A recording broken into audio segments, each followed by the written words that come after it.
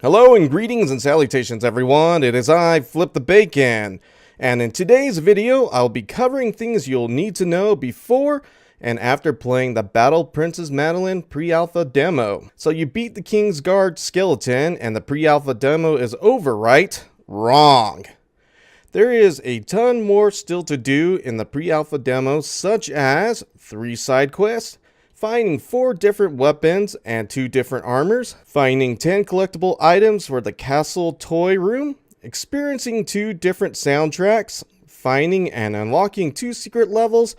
But before we get ahead of ourselves, let's get to some of the basics. We will first start with the interface and some of the control features that you might not know about. In the starting menu, there is currently only a story mode and a debug menu.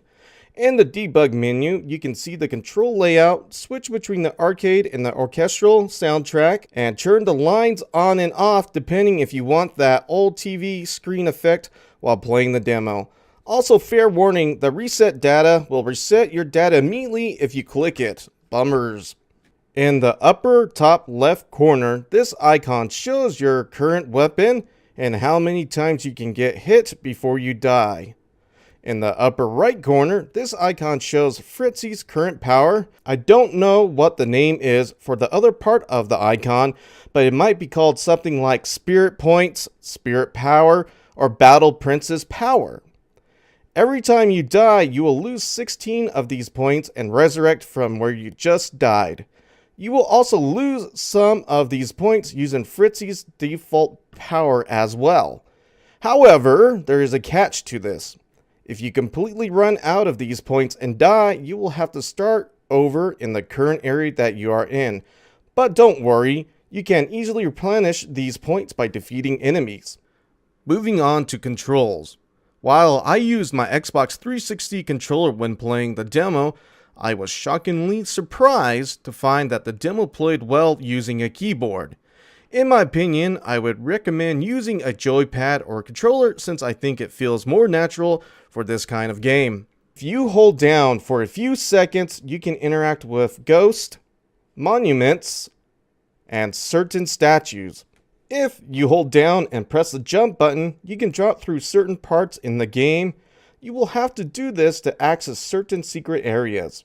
You can do a double jump if you push the jump button again after jumping. Fritzy has 2 powers. You can switch between them by pressing the LB and RB buttons on your Xbox controller or by pressing the A and D keys on the keyboard. With Fritzy's default attack, you have to hold down the attack button to charge it up. Fritzy will fly over and chop the enemy down and destroy it. I have to note though that this power does not work on certain enemies and the King's Guard skeleton.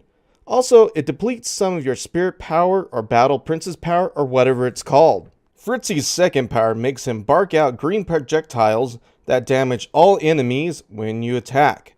I found this one to be more useful and the one I used the most during the demo. You can press up on the controller or the D-pad to talk to some villagers, accept quests, or to open gates. Moving on to the 3 side quests, finding the 4 different weapons and the 2 different armors, finding the 10 collectible items for the castle toy room, and lastly, finding and unlocking the 2 secret levels. In the town center, you can pick up 3 side quests from the villagers. One of those quests is to beat the King's Guard skeleton, and the other 2 are rescue missions. Finding the 4 different weapons, the 2 different armors, and finding the 10 collectibles for the castle toy room mostly involves finding hidden areas in the stages, paying respects to ghosts, monuments, and statues. It's extremely important to note that some of the weapons and both of the armors you can only get once, and once they are gone for good.